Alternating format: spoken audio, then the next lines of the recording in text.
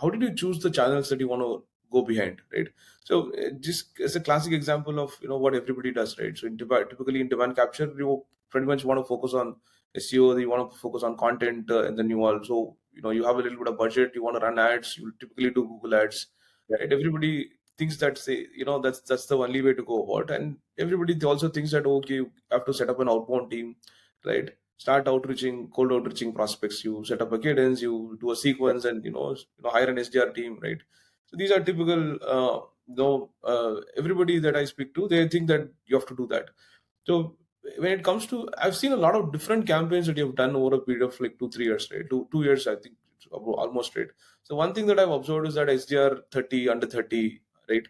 That's one, and I keep seeing a lot of campaigns, interesting campaigns, which I have not seen with Indian companies, especially SaaS, right? So once you finalize your ICP, how did you define channels, right? And when did you come to a good conclusion that this channel is working for me, and then I have to double down on that channel, Yeah. right? What was that process? Can you run through that process a little bit, please?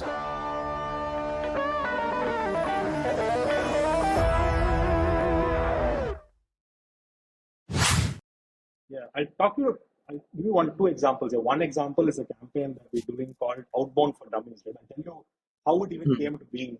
Now, the one-line project was there is an opportunity to reduce churn. Can Hmm. marketing get involved? That was the one line. How can I Hmm. reduce churn by X percentage? The goal was very clear. It wasn't about building business or about reducing churn. So we went and spoke to customers, or we were trying to find out why certain customers churn. Right? A lot of them were saying, "Hey, this feature is not there, that is not there. Some said product Hmm. was not working." We double clicked on that. Like, see, feature now we can't add anything more. We can probably educate Hmm. people unless they've already built the feature. So we double clicked on that to understand why some customers were churning. A lot of the times we figured out that it was because they did not. So the product essentially, for the larger audience, sales engagement platform, typically used by outbound teams to help outbound reaching out for outbound. Typical use cases that is for folks joining on the call. Now we understood that when we got bound that a lot of these customers who are getting this sort of the early stage SMB kind of companies did not know how to do outbound. It was just a Hmm. case of they walked into some meeting. I'm sure some investor brought it up or Hmm. some Hmm. friendly brought it up and said, "Hey, you need to scale your business, do outbound." Like without giving clear guidance on how to do outbound. And you also know that outbound is not a simple enough. Hey, I buy a software, I get some Yeah. leads, with a prepare a script, everything's going to work fine, right? A lot of the times we understood that no, they did not know how to do outbound well. So they said, okay, so what can marketing do? Can I educate my audience, my customer base on how to do outbound better? And we created this thing called Outbound for Dummies. It's still running. Hmm. There's like literally every week or every other week there's a webinar, and we talk to people who've done outbound. And whilst it's in the public world, the actual intended purpose of that campaign was for our customers, is to Hmm. actually tell them, hey, if you're thinking about outbound, think about this. If you're thinking about outbound, think about this, right? In the net, immediately we saw customers giving us feedback saying, hey, I didn't know you guys had a series like this or whatever, like this is Uh, interesting. I didn't know. Then we say, hey, the problem is not with the software. The problem is probably how you're running your outbound itself, which is not as right. easy as you think it is. That is not just sending emails out and all. There's so much more nuance to doing outbound, right? And immediately the impact was created. Immediately customers were starting to notice it, pay heed to what something like this was, right? I think that's like a kind of a big win for us. The second was one other campaign I truly love is we built something called Cold Call Battle. Hmm. The Again, intention was very clear. Larger intention, of Was course, to drive. Sorry, was that the recording that calls recorded, which is shared that's publicly, Call of right? Fame. That's Oh, even okay, okay. oh. Oh, this is a So different one. Okay. Cold Call Battle. The Uh, idea was very simple. We put two people on a call, and they will mm, go act as the prospect and as the caller, and they keep switching roles, and okay. one person will be the jury. So it's like a battle. Like one person will be the caller, and Got and the it. Got it. prospect, the person. No, in reality, this was a training exercise I used to run in Freshworks with the SDR team. I used to have two people go against each other, and the team will vote for who they thought was the best caller. They keep going, and they have points. It was a training Role exercise, role play. role play. Yeah. Basically pop up. But the thing is, you have to assume the role both as the caller and the prospect in Huh. different scenarios. So if I am the caller, then you're the prospect. If you're the caller, I am the prospect. Got Right? it. So you need to be on each other's shoes. That obviously I realized in Freshworks helps you improve quality of call. And I said, hey, can we not just make this public and call it a campaign? Because end of the day, what we were trying to do is we were trying to establish, and like good you mentioned, Call of Fame. We were trying to establish some dominance in the keyword cold calling. Like, how do we get more cold calling related stuff to our favor? How do we get more of that? cold call battle was part of that initiative. Like at any given point in time, we run it once a quarter now, but 300, 400 people join in for that live call because they're curious to see how two people go up against each other. Sometimes you have three people going up against each other. It depends. Call of Fame was literally one of those other things as well. And Call of Fame again, it was literally, and this recorded calls which never existed. So typically, what we have seen is for people to get better at calling, the best way to do is to actually listen to a call. More often than not, it will happen when you join a firm, so they will share some recordings with you, versus listening to what other people do in general, right? So the idea was, can we push that in the public world and let just people consume it, let them learn better and whatnot. All this just to establish cold calling the keyword dominant so that people know. And eventually what we did was like, I know, for example, I had a lot of people pinging me later and saying, hey, we actually use your Call of Fame for our training in our office. I said, oh, great. So I actually put it up on Spotify. It's on Spotify as well. Initially, you had to subscribe to it. So we had like a list of subscribers, growing list and all. Then I said it didn't matter. Like I said, hey, the name is more important. The traffic, getting more traffic or getting more leverage on this is even more important. Make it even more public. So we pushed everything. So nowadays you can subscribe to a weekly update. If not, just link it on Spotify. I mean, you'll get the entire Spotify or any of the other apps and whatnot, right? So cold call. So what happened as a result, Karthik, is that over time, like when we're doing all of this stuff, 60-70% of organic that we get from us, for us inbound signups, come from brand.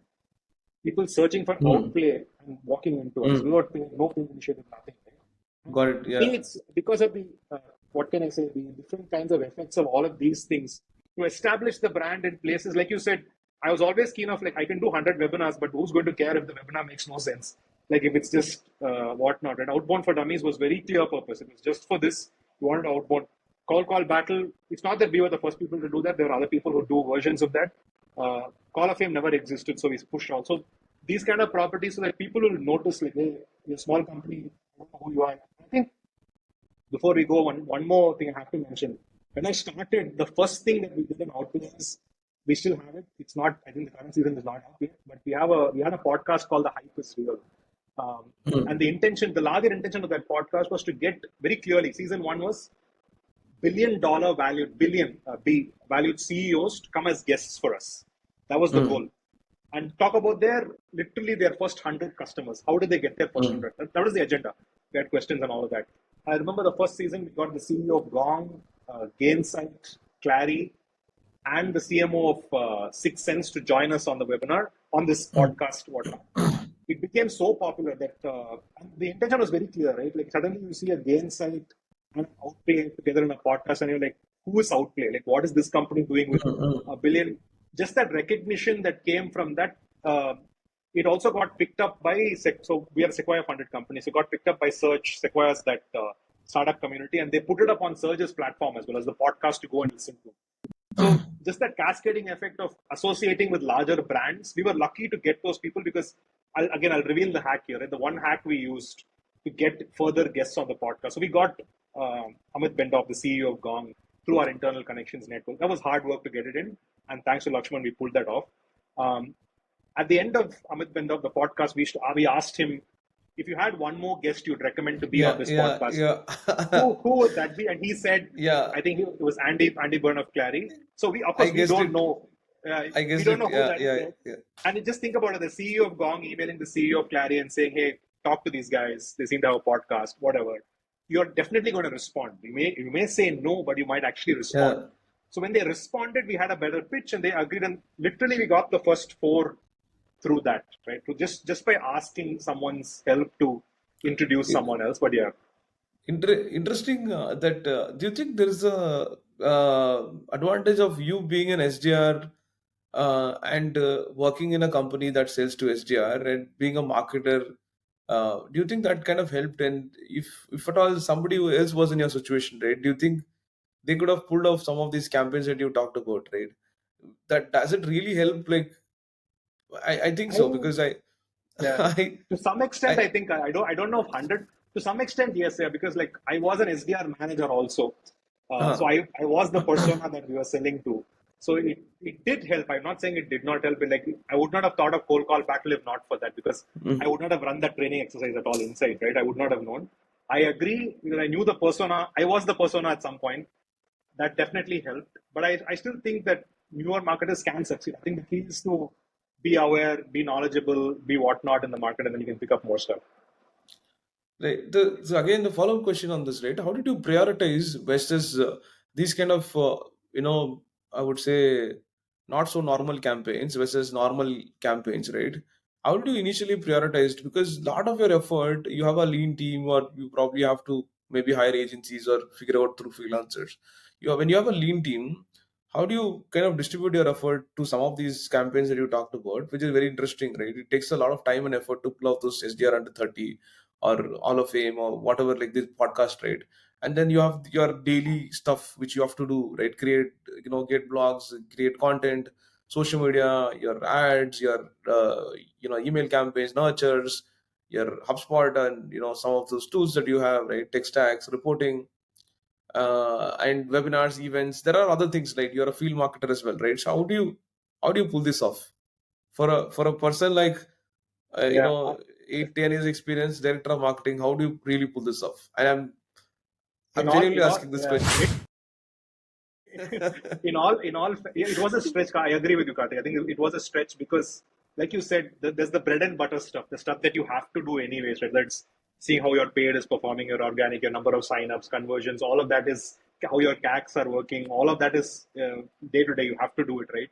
The reality is, I actually enjoyed doing the other stuff a lot more.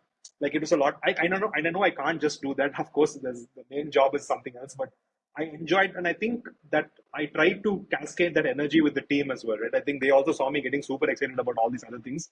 I think it just flew into them. It wasn't easy, like you said, but we were super clear about, like, our calendar was chock a block, right? We knew Hmm. this campaign had to go this, like, whether it's the call battle or Call of Fame or whatever. We had all of that really crystal. Like we would plan a few months in advance. Hey, this is exactly that we need to do. Doesn't we still have to push out all these other things that we need to do as well? But it's important that these. So I also used to have hacky versions of some of these campaigns, right? For example, somebody who came on cold call battle, we would approach them for Call of Fame. Like you Hmm. would cross pollinate between campaigns also to pick up opportunities. Sometimes in Call of Fame, to even nail to get, sorry, cold call battle to get guests, we'll invite four of them. Sometimes, very very often than not, two people will drop out, one person will drop out, so you'll end up with two people. So we were never, it was never because of the guest. And once we figured out like a template, okay, this is how we do Call of Fame, this is how we do cold call battle, this is how we do these things, became easier.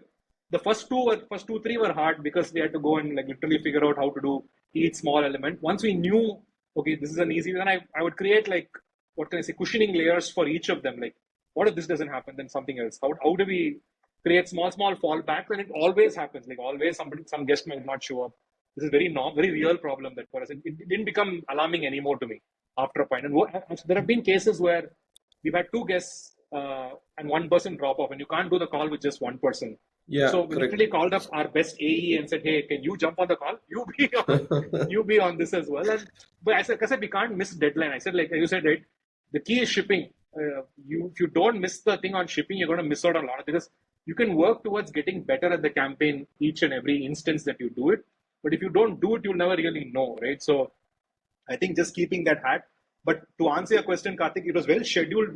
We knew it well. Once we had templates for each of these, it became easier. And I just was so much more excited to do all of this create. Like I'll always challenge myself when I walk into that. I keep telling Lakshman as well, like, hey, we need to do something this quarter because we can't be spending thousands of dollars. Got it. Simple, economical, smart kind of thing to get us across the line, right? And I think that's the goal. Very interesting. Have you seen? Do you generally see a spike in your organic or your direct traffic when you do some of these campaigns, or Always, always, always? Okay, always. okay. So, which all the more reason where there's a number I have, right? Like, I remember when we did a survey inside product to understand where customers are coming from organic signups. Mm, 30% said because of LinkedIn, because they saw mm. something on LinkedIn or some content. So I told my person who's running social, I said, "Hey, you have to keeping that same energy of what you're doing on LinkedIn. Don't drop it for any reason. We keep running these campaigns on LinkedIn because 30% of these folks are just looking at this and coming. They're hearing about the brand and just signing up, right? So, what more do I need instead to keep that bucket rolling? Just keep running. So, what is your advice to people who always wants to spend this $30,000-$40,000 on ads? See, I think it's a if you have the budget, if you're willing to experiment, and if you see like, and I always tell one other thing, Karthik. I was like, one of the early things we also did was like we also tried to understand how competition were doing it. We were in the first entrance in the market, so we can't claim that at all. But even the basic understanding of typically how competition is acquiring customers gave us some things of whether are we doing things the right way, the wrong way, is it worth taking some of these investment bets and whatnot, right?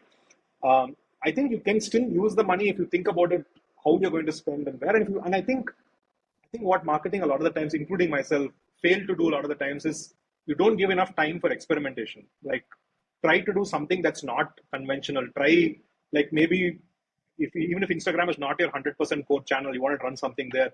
Try something radically different there, or try something somewhere else. Like have some part of your budgetary expenditure just for experiments because you never know what will work, right? Suddenly something will just pick up and you're like, hey, like you just said, right? Like I wrote a brilliant email, nobody gave a damn, but I wrote a very shoddy email, I got 40 odd meetings. It's as simple as that. In marketing, also Yeah. sometimes you need to have, and I always tell marketers, keep that reference as you pointed, some experimental Yeah, opportunities. same story for me as well. When I started writing on LinkedIn, and I started writing about four years back as well, but then I stopped in between. But Yeah, I was heading marketing in a company, so I stopped in between. When I started consulting, I again started writing back. Right, like I started every day. Then I wrote every day. I never expected that I'll get a lot of leads from LinkedIn as such. Right, yeah, but then like I said, it just happens, right? Like you, and some of the good marketing posts didn't give me leads, but I wrote a lot of stories about my, my life, and how I run consulting, or and I started getting a lot of leads, right? Because of that, because the more impressions that I had, and a lot of people saw my profile and reached out to me. They were mostly ICPs, right? And I never expected that CEO will probably read a story and come back. The power of yeah, story, right? yeah, The yeah, reason I'm yeah, saying this is the power of yeah, storytelling, right? yeah. You don't have to really talk about features all the time, or you don't have to Correct. really talk about the problems you're solving. Even your story, powerful stories, narrative, right, really makes a huge difference in, especially in social media. People want to relate to you, right? Yeah, um, so excellent. This is like the campaigns that you've talked about. I mean, of course, I've seen all these campaigns, like not like an active follower, but I've most of the time I see, right, and I always used to wonder how this guy had so much of time to do all of this, right? And they're like every time you're doing different campaigns. I have an SDR, the top SDR, 30 SDRs. These I've listened to your recordings also in some of the mostly on LinkedIn. uh, Excellent. So I want to touch base on a little bit on the SDR front, right? You were an SDR, and or a BDR as you call it, right? Like those days we call business development, mostly business development representatives. You've been an SDR manager, and you also worked in a company with sales to SDRs, right? So what is that in general? What are the challenges you faced? You were an SDR manager, and because you've sold to thousands of customers and thousands of organizations, which is actually wants to do outbound and stuff, right? What are the general challenges they face, right? What advice do you have for companies who wants to initiate or enhance their SDR functions, right? um, yeah, based on your experience of working with so many different companies, right? And you must have spoken to lots of customers as well. So what is that advice that you will have? Maybe one or two, maybe a lot. I'm fine, right? Like what is yeah. the one piece for initiating? uh, I have nothing in place. I want to I want to build an SDR function, but I have like 4 or 5 SDRs right now, but then it's not working. How do I Yeah. enhance their Yeah. you know yeah. I think the common problem, Karthik, I'll take this in two parts. The common problem I've seen a lot of the times with companies is that they're not sure if you, especially if you have an SDR team, if you have somebody in place and whatnot, what role the SDR will play. When I say the role the SDR will play, a lot of the times, I think I'll give you the Freshworks story, right? The reason we even started the SDR function in Freshworks back then was we were getting into mid-market companies. So these were, Hmm. just to classify from category, this is typically 500 plus employee size companies. And typically these companies, a bunch of them wouldn't necessarily sign up to your website, so you had to have an outbound program. And that is why. So it's very, very clear on what we were reaching, whom we were reaching a lot in Freshworks, right? I think a lot of the times companies fail to nail down on what do they want the SDR team to do. A lot of the times people have used SDR for different roles, right? SDR Hmm. can also serve as a sub inbound company. You're getting inbound leads, you can have SDR qualify them. You could use it for different things. That's one. But I think the most common thing across the board, this is one very, very common thing, right? Companies fail to enable SDR. So enablement material for SDRs to be successful. Like a lot of the times, it's never about the individual. It's never about the like. There are only so many things you can get better. You can write better emails a little bit. You can talk a little bit better on the call. You can hustle on LinkedIn and find opportunities. And those are innate skills. When you're hiring the person, you'll figure out some of those. I mean, for that, typically you're hiring because of their attitude, because the way they are, the way they present themselves, how they write, all of that, right? But just enabling them to be successful in terms of being able to provide the right collaterals, documents, one pagers, information, insight, simple things like that. Whenever the opportunity comes, train the team on getting better at specific skills within that Hmm. function. Train the team on understanding the product a lot better. Right? I know SDR is still a very front-facing access or team for a lot of companies, and they're okay with them not knowing product entirely. But trust me, it plays a huge role if they understand even 50% of what the product can actually do. That conversation becomes a lot more organic because it's a matter of them getting convinced. Okay, this is where the benefit of this product comes in. Right? Just enabling this team and wherever you can. Right? Today, there's a lot of software available to motivate, to coach, to train, to even like incentivize, to gamify. All of these things are super valuable sort of things that can come in. Invest in them if you can. If your budget allows for it, do whatever. But one line, enable your SDR team for success, right? So that's giving them enablement material, coaching, training, what and constant. This is not a because it's a you and I know it's a hard job. It's not an easy job at all. Especially if you're going out cold. If you're going warm, it's different. But if you're going out cold, like most people are not super excited about receiving a telephone call. But honestly, the telephone call is probably the best way of reaching out some of these larger companies and larger organizations, right? So it's a super hard job. You're getting rejected every single day. Keep the team motivated, keep the team enabled. But most people fail in the enablement piece. They're like, okay, here is Hmm. a script. Here is what one pager of what my product does. Come on, go fire away. And then, these are not just small companies. Even big companies fail at this. Right? They don't double click on how we can enable the team for success better. And I think that's where I believe a lot of failure happens. Got it. So when you say enablement, does it involve just sharing, let's say, like you said, collaterals, one pagers, right? Or is it also consistent coaching, training them? Absolutely. You I think know, in any everything, right? Coaching, training, enabling them on product, being asking them to do like I always tell like SDR, can you do a demo of the product? Can you show me? Even I know you'll never have the opportunity to show somebody, or you may not even need to show the product to anybody else. But can you even do that? Like, do you have the ability to do something? Do you understand the product really well? Do you understand like even coaching on ICP? Like who's this ICP? Like what's happening? What's going on? And to be able to like if you're selling vertical, if you're in the vertical space, then is something happening in your industry? Am I informed? Do I know? Am I sharing that information with you? Right? Like I feel like all of that to just make them because failure normally happens there because you go talk to an SDR, you'll say, hey, why you're not able to, hey, I'm making 100 calls, I'm not able to go through. Hey, I'm sending so many emails, I'm not getting it responsive. What are you like? When are you calling these guys? What numbers are you calling? What kind of emails are you sending? Right? And I think just enabling coach, and I think I saw that success happen Freshworks, right? When we started off, we had nothing like new team, hmm. building team, whatnot. Like literally, like I remember the team was 10 people totally across all regions, six focused in the US market. And then we grew that team to like 50, almost 70, 80 before I left. But initially we didn't know. Like we were like, okay, what do we do? How do we call? Because even for that was the first time Freshworks also was figuring out how to do outbound. So we didn't have any playbook and whatnot. I think we created all that literally from the ground up. Okay, what do we need? So in order for me to make that call, I need to know about the ICP. I need to really know about who this ICP is, what kind of stuff they might be reading. How can I engage with them? Do they like jargons or do they prefer normal English spoken words? Like even small things, nuances, right? Will they respond to me if I send a quirky enough email, or they prefer like super strict, very formatted kind of emails? Can I reach out to them? Are they even on LinkedIn? Can I reach out to them on LinkedIn? When is the best time to make a call for them, right? Like I think figuring out small nuances and coaching the team, better chances of success. Nice, very nice. For especially for an early stage company, right?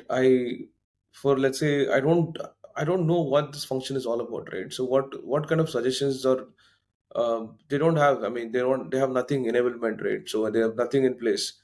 Uh, what would you do? What are the things that they should do, right? When they're starting the, let's say even first SDR or a first BDR hire, right? Uh, I think just prepare three documents, right? First thing is ICP. Even if it's hmm, a one page, even if it's like you said, startup, I don't have time to sit and prepare exhaustive ICP document. One page who's this individual, who's this company, what is their motivations, how will they buy. Simple enough, and there are 100,000 templates available on social on how to create an ICP Got it. document. Yes. Second is what is the product? Like, what am I selling? What does this product really do?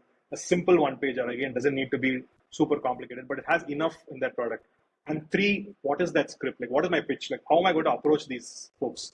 As simple as like, what is my opening line? Like, how am I going to get them excited about what is that one line? Like, for example, is the product going to help them get better margins? Is it going to help them grow exponentially? Is it going to save them something? Figure out that. I think even if you have those three to start up with, it will give you some idea. And then, of course, enable your team with the right database, enable your team with the right, whether it's a sales engagement platform, enable your team with the CRM that you have. Give them the basic tools necessary, at least for them to go out and to make their activity worthwhile. I think that's good enough to start with. And then, of course, you can add layers and layers and layers to that. Okay, got it. So your take on AI in prospecting as well as in marketing. Have you used AI, or what is your take on that?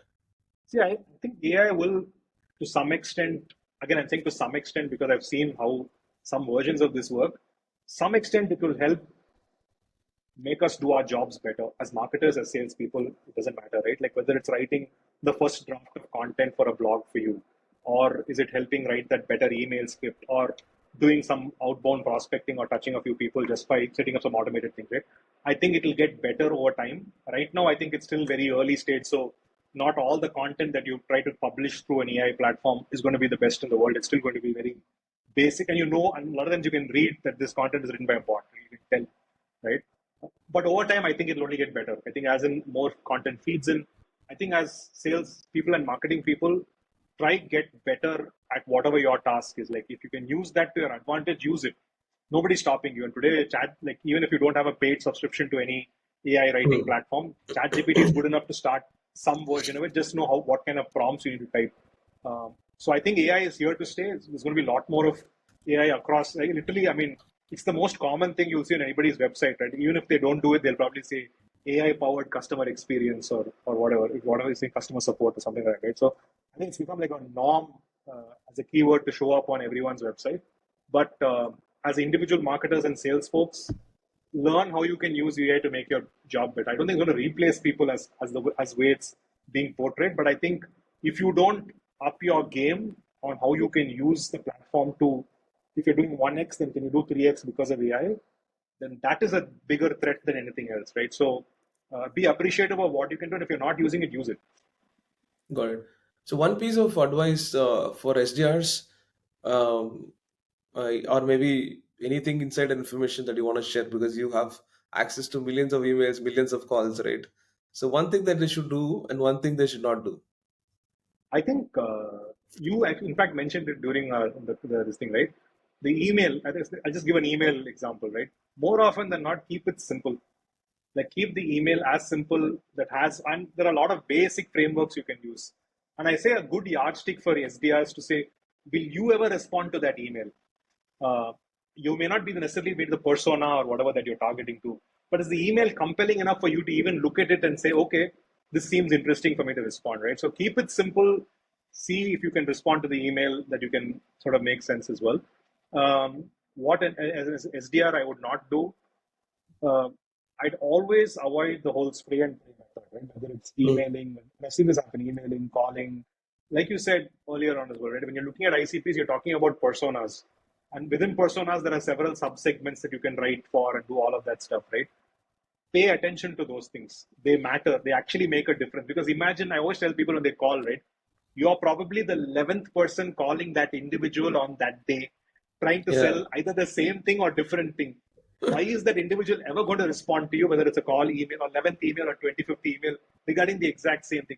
How are you going to look different? So just throw out all the spray and pray works for marketing to some extent if you're running a marketing campaign.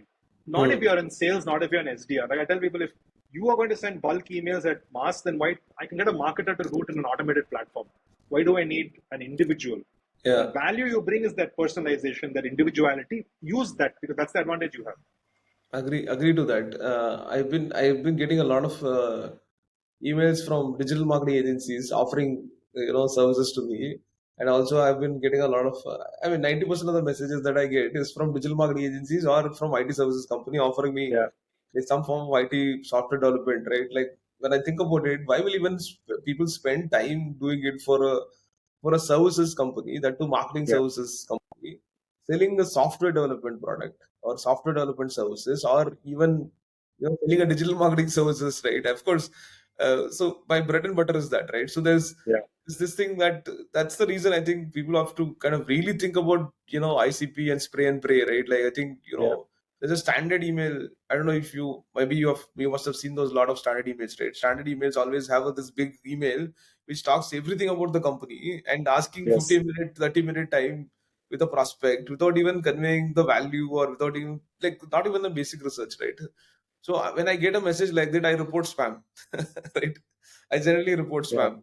yeah, And in LinkedIn, if I keep getting sequences on LinkedIn for these kind of messages, I like remove them as a connection so that they won't be able to send messages, right? yeah, yeah. Agree to it. And so one piece of advice for marketers who's let's say starting out or who probably has 2 3 years experience, um, like what is your one piece of advice for marketers who's starting out? Uh, Something I wish I had done when I started off in marketing is Hmm. that whenever you have the opportunity to talk to a fellow marketer, whether it's community, online, doesn't matter, just network with people. You will learn 10x more than anything that you're learning online or even in your own organization, right? Your mind, the opportunity of understanding what the other person does, how they do it. And most marketers I know are very friendly, very forthcoming, very open to sharing and learning simultaneously as well, right? I think apart from everything else, like of course, pipeline revenue, numbers, MQLs, SQL, all that is fine, understood. That's what you're supposed to do. Network, you will grow far, far further than anybody else out there in the market because you will know so much more. You will learn so much more, and instead of just staying in your box or staying within the realms of what the web can present to you, just go and talk to everyone else. So network, only one word.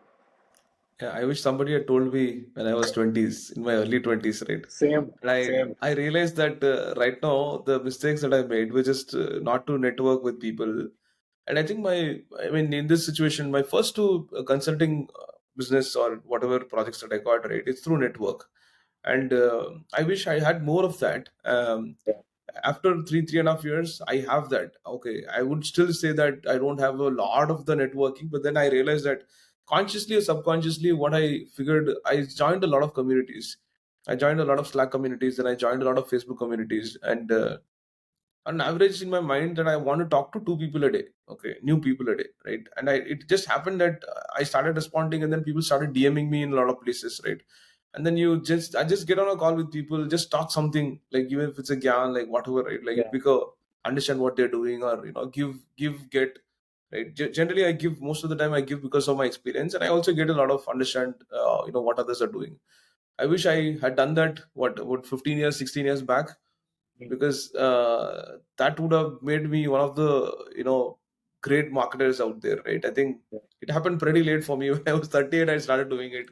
I'm 42, and I think I still do it. Okay, I make it a point to connect with fellow marketers, who I don't know, in communities and in random places, events and stuff like that. Yeah, that's a great piece of advice. Hmm. Right. So my one final question, something that I find it interesting. What is that one campaign that uh, that kind of worked really well for you, which you probably thought that it won't work, or the other one also, which means that the one campaign that didn't work at all, which you kind of thought really work brilliantly, right? I'll start with the negative. I'll start with the one that I thought will really work but didn't work. Again, outplays scenario, right? Like we did when I joined one of the first after we did the podcast and all that. One of the things that I thought will work really well was a virtual event. So we did a virtual event called Outsell, Hmm. and it had like and a lot of the speakers I got from Outsell was literally cold outreach. Right? I emailed Kyle Coleman, I emailed a few other big, like really big names. All of them very sweetly agreed to come on the session. They came in, they did their sessions, whatnot. It was a fully recorded event. We launched the event. I was like full gung ho about, hey, this is going to go and nail. We're going to nail this because it had like the best quality speakers, great Hmm. topic, the branding, everything was like, to me, it was so good. Everyone else thought so as well. but it was just a campaign that never took off. Like we got like the show rates were really bad and whatnot, right? And I think when we double click back on terms of like, hey, why did it not go well? There's also a case of like everyone I think is just fatigued with so much of virtual this webinar that Mm-hmm. like unless mine was going to be vastly different or I was throwing a completely different format, nobody really cared, right? So I think hard reality struck back like, oh, okay, you need to also be aware of what's going on. Like, do people like you might be super interested about doing something and you think, hey, if I get some A-list speakers, it'll be great. It wasn't the best. Like the expectations we set for ourselves for that event was we probably didn't meet it as much as we wanted. So to me, that was a big letdown, despite thinking, hey, we had everything in place. What I thought was very interesting on the other end was the Call of Fame campaign, right? The Call of Fame campaign, again, Mm-hmm. it was, in all fairness, it was Lakshman's idea of trying to Mm. do this. I initially was like, hey, I don't think people are going to really listen to calls. That was my, like, in my initial Huh, reaction to huh. the first whole thing, right? Like, why do people care?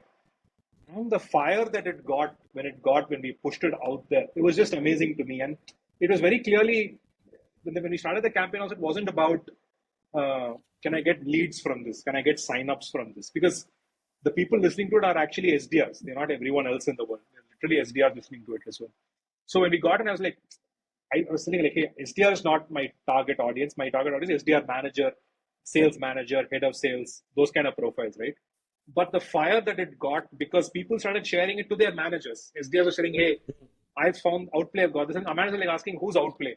And then they finally came and people would sign up as a result of all of that, right? So I think sometimes not looking at the larger picture of if the pain is somebody who's that individual it really solves for, it will somehow reach the manager. It will somehow go to the bosses or bosses or whatever, right? So not paying, having that myopic view, which I had when I started off working on that versus looking at the bigger picture and saying, oh God, we didn't even look at it like that. So I think two very strong lessons Very, of something that work and doesn't work.